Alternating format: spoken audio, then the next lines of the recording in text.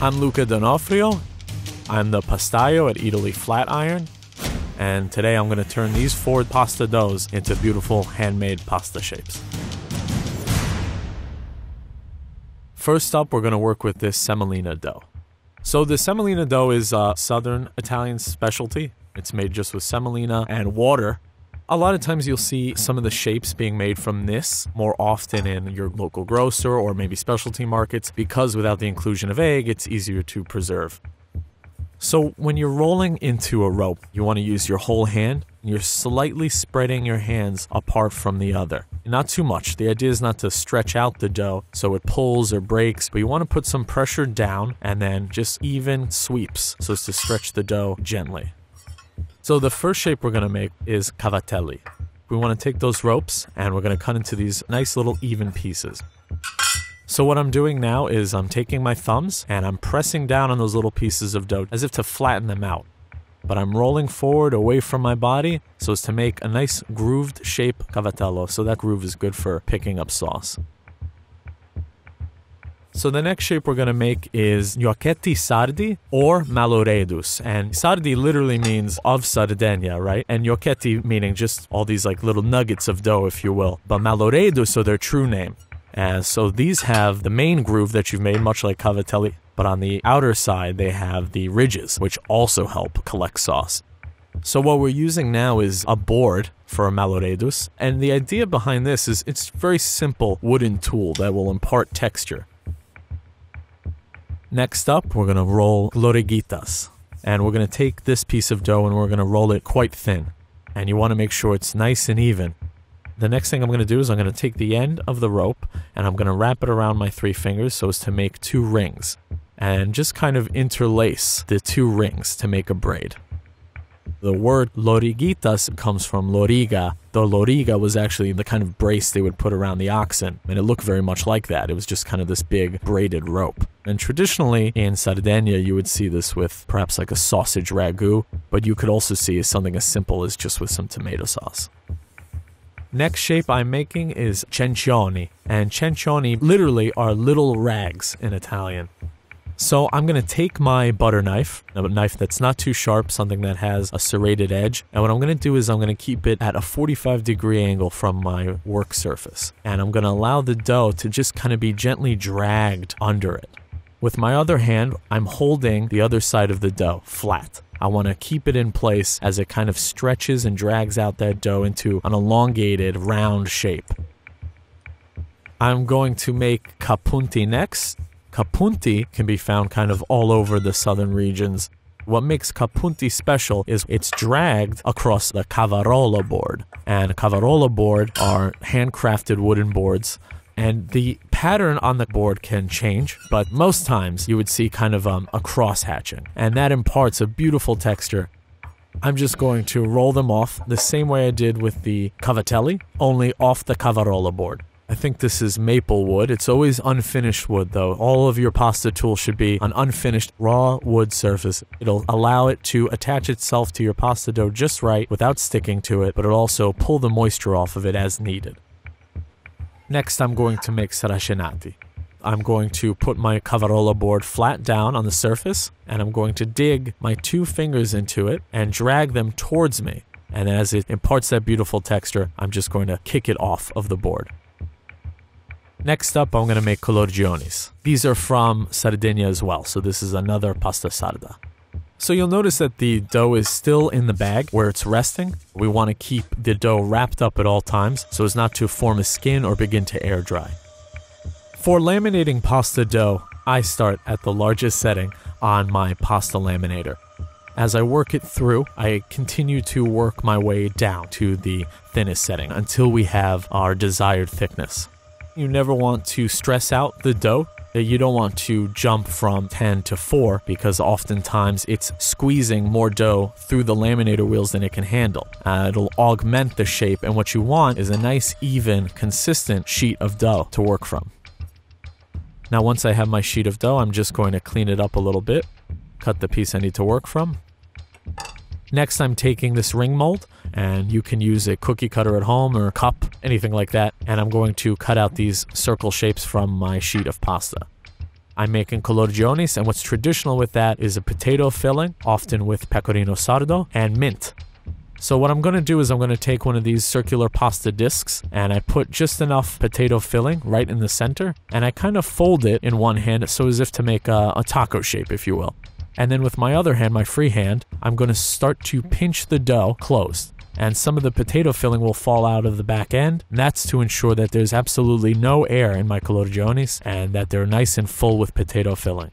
And then at the very end, as I get to the tail, I just squeeze them closed so as to make that little tail tip end of the Culurgionis. Culurgionis are a beautiful pasta ripiena from Sardinia, but they're very difficult to make. Your dough hydration has to be just right. It is always made with semolina and water dough, and the potato filling works best. Traditionally speaking, these are of course boiled in plenty of salted water and then paired most traditionally with actually a very simple tomato sauce. So next I'm going to sheet out another piece of this dough, and I'm going to just trim the ends, and I'm going to use the bicicletta or bicycle to actually make nice even strips. If you don't have a bicicletta at home, you can just use a knife and very, very steady hands. The strip should not be too long, and you'll see why in a moment. So as I'm holding the one end of this strip of dough, with my right hand, I'm going to just gently roll them forward so as to make that spiral shape. Once you've made the spiral all the way through, turn the dough into itself and you make these kind of U shapes. So here is Sagne Incannulate, or just Incannulate, and these are from Puglia. And a pasta shape that's intricate like this, when they dry, they will keep their shape, even after they're cooked. But they must be allowed to dry all the way through first. So here are all the pasta shapes we've made with our semolina and water dough. Next up, I'm going to make pasta shapes from the egg dough. So this is a dough that's more traditional of northern Italy. It's got an abundance of a fresh egg, of course. It also has a higher proportion of egg yolk to egg white. You'll see this kind of dough made with grano tenero, white flour, sometimes zero flour, sometimes doppio zero, or a very soft, low-protein white flour. The first shape I'm going to make is Fusilli al Ferretto. Fusilli can come in all different shapes and sizes. I would say this iteration is the precursor to the fusilli you know from out of the box, the dried pasta. So the length of the pieces should be about 2 inches or so. And then I'm going to situate it under my iron rod, under my ferretto. I'm going to attach the end of the piece of dough just around the iron rod, and then I'm going to roll all the way forward and make a beautiful spiral shape.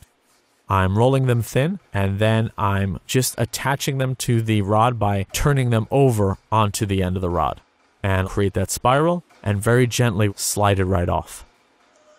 The next thing I'm going to make is tagliatelle. Tagliatelle hails from Bologna in Emilia-Romagna, and very traditionally, the little old Bolognese ladies would use a mattarello to roll out la sfoglia, or the sheet of pasta.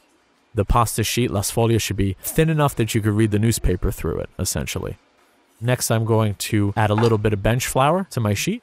If your pasta dough happens to be a little bit more wet, you can add as much bench flour as you need. And next, I'm going to just kind of roll up the pasta sheet lengthwise. Not so tight that it's like a fruit roll-up, but just flat enough so that it's easy for me to cut. It's more conducive for me to cut straight and even. At this point, it's important to consider how wide your pasta should be. Tagliatelle is traditionally a little more narrow than fettuccine, maybe just 1/4 of an inch perhaps wide. And then once I'm done, I push them all together and open them up and just set them aside to dry a little bit, or more appropriately, right in the freezer if you want them maybe during the week. Next, I'm going to make tortellini. These are tortellini bolognese. These also hail from Bologna in Emilia-Romagna. Typically, the bolognese would pretty much make the tortellini and the tagliatelle from the same sheet of pasta. So the consistency we just discussed, that's exactly the same consistency I'm looking for making these tortellini.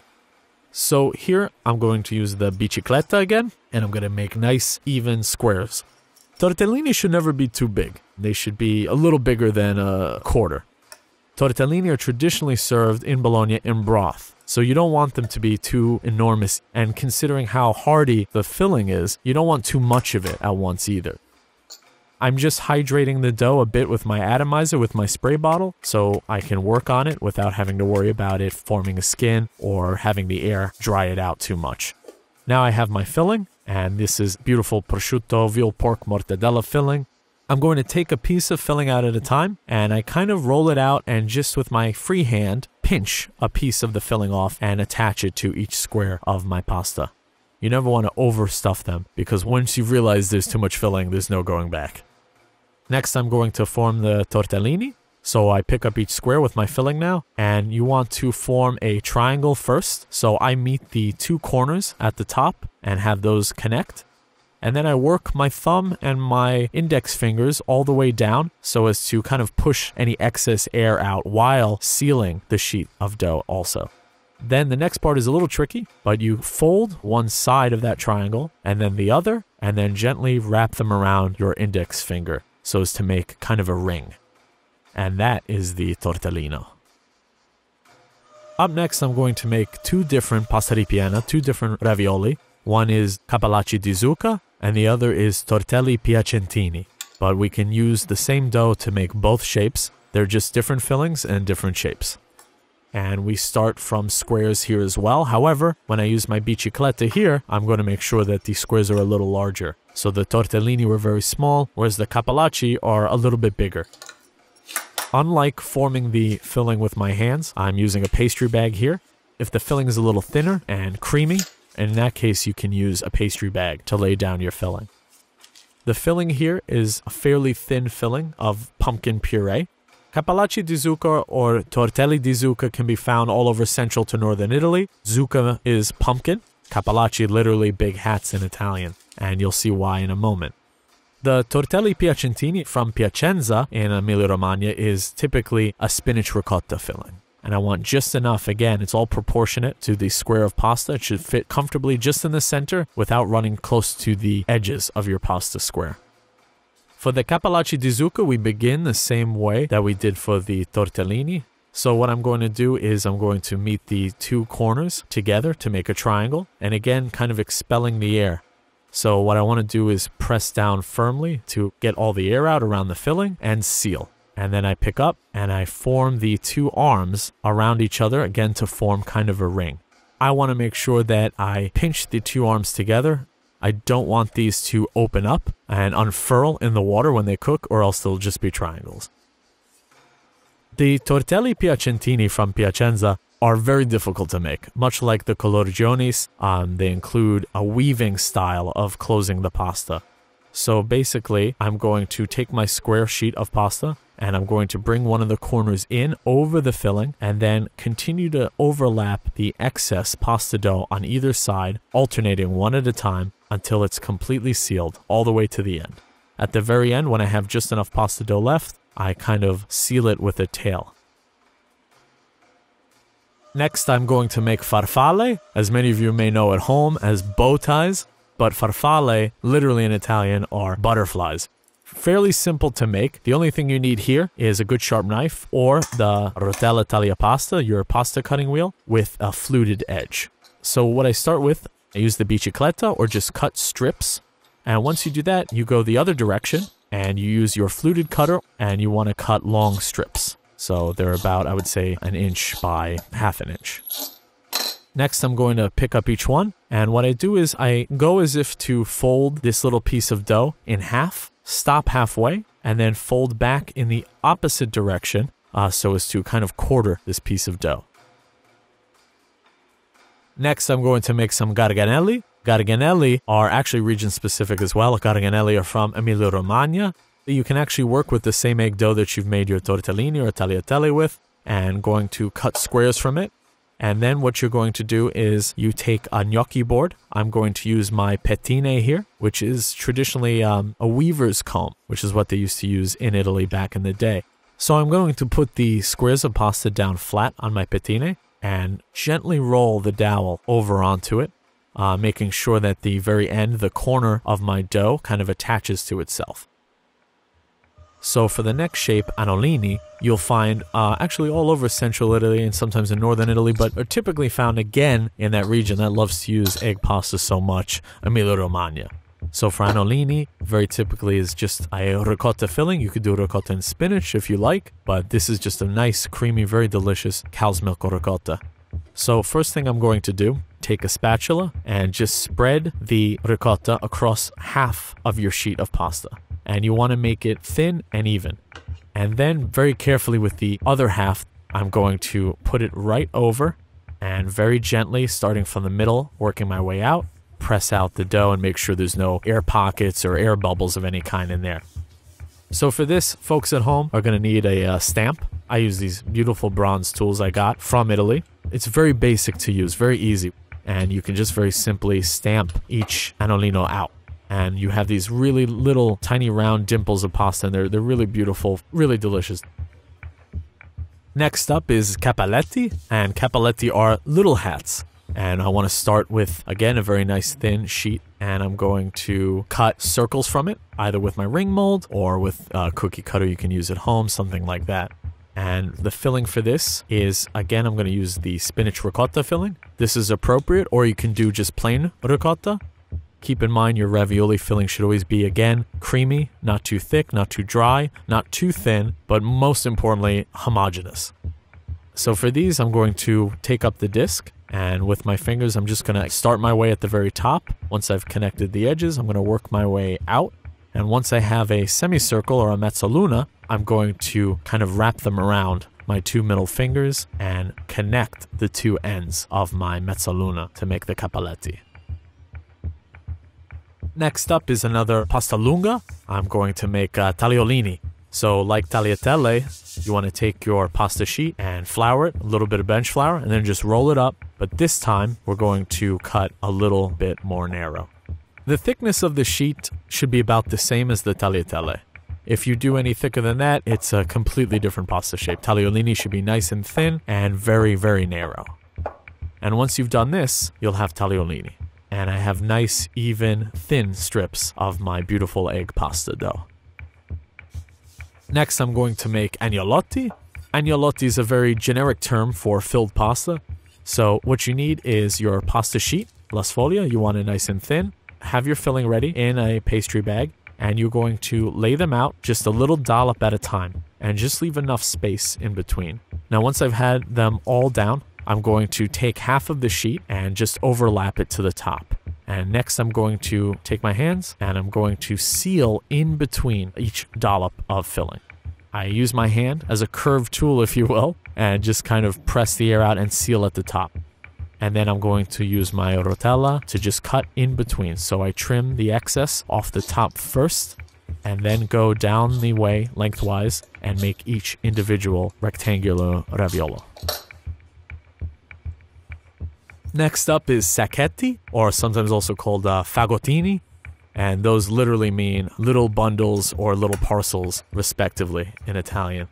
So what I'm going to do is I start from these squares of pasta dough, and your filling here should be nice and creamy. It shouldn't be anything too dry, and again, nothing too wet. The sacchetti are not necessarily region-specific. They don't have a long history, so you can really use whatever filling you like and whatever preparation you would like. So what I'm going to do is from my square of pasta dough, I'm going to attach two of the corners on one side and the other two corners from the opposite side. Once I've done that, I'm going to meet those corners together over the top of the filling. Now once I've done that, I can work my way down each edge, all four of them, to create kind of this pyramid, if you will. And these come in all shapes and sizes. Sometimes sacchetti or fagottini will look actually much more like a parcel. They're actually very similar to a certain dim sum. We share a lot of shapes when it comes to pasta. Pasta originally is from China to begin with, so a lot of the shapes are shared. And this you'll see in a lot of dim sum restaurants, actually. And here are all of the pasta shapes that we've made from our egg pasta dough. Up next, I'm going to make some pasta shapes using the spinach dough.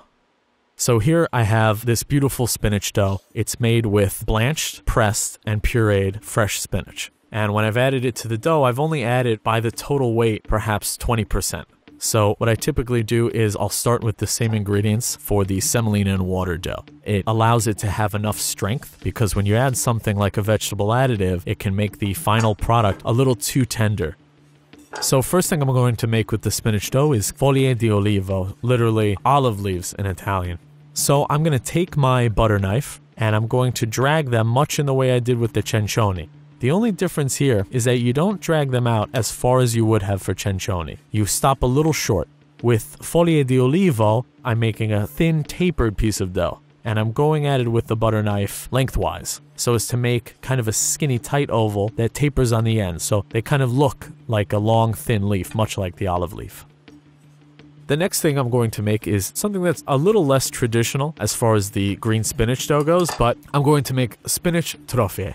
Trofie originally come from Liguria, and most often you'll see them actually made sometimes with potato, sometimes with stale bread. They can be made with all these different ingredients.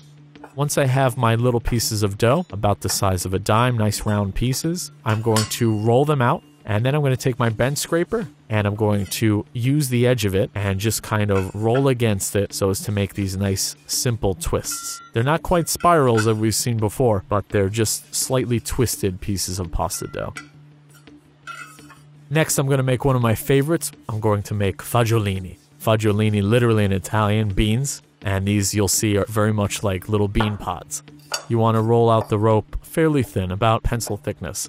So I take a long piece of dough from my rope, I would say about 1 inch wide, and you just want to roll it under your palm so as it tapers a little bit. Once I've done that, I'm going to take 3 fingers and just simply dig the tips of my fingers into the dough and drag it towards me until it gently rolls off my hand.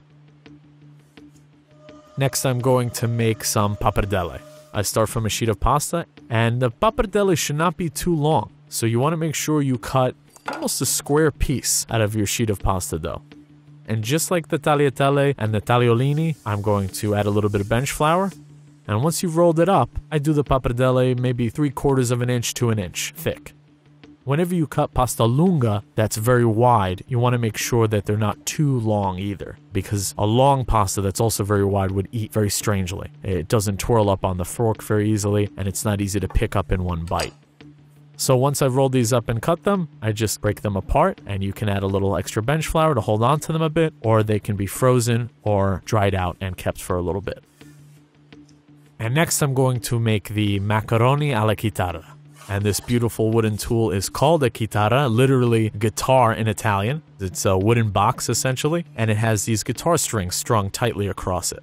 So the first thing I'm going to do is I'm going to sheet out a new piece of spinach dough, and I don't want it to be too thin because what I'm making is a little thick.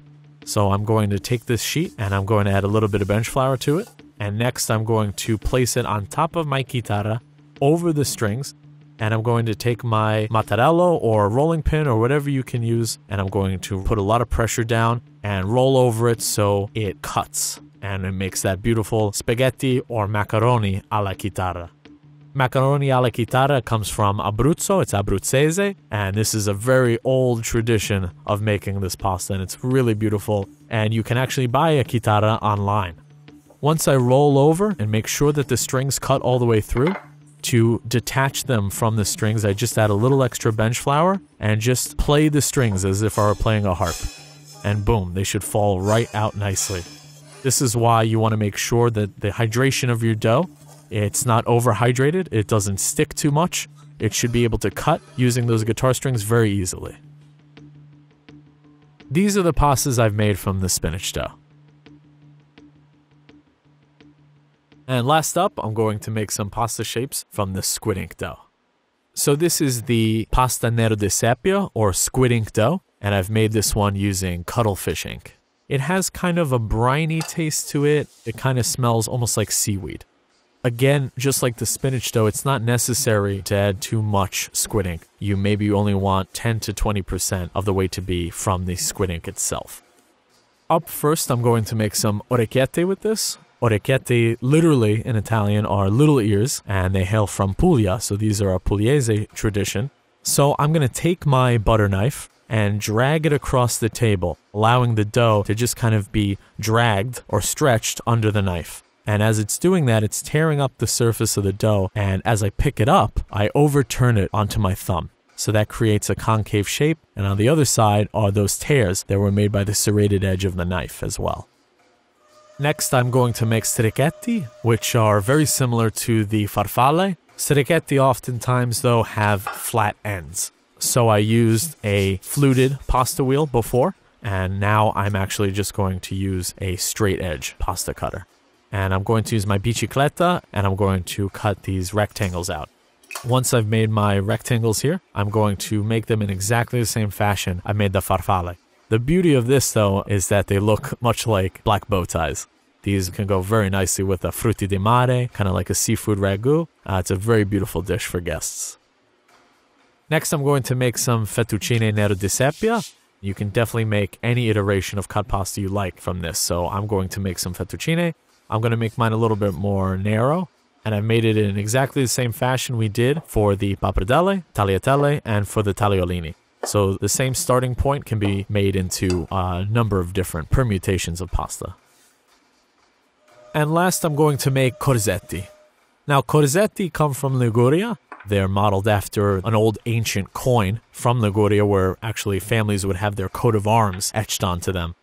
This is very untraditional as far as corzetti go. Corzetti traditionally go with basil pesto, but these would go nicely with, again, a frutti di mare or an arrabbiata sauce. Pick your shellfish and just make a beautiful seafood ragu. And here are the pasta shapes we've made from the pasta nero di seppia. And finally, here are all the pastas I've made for you today.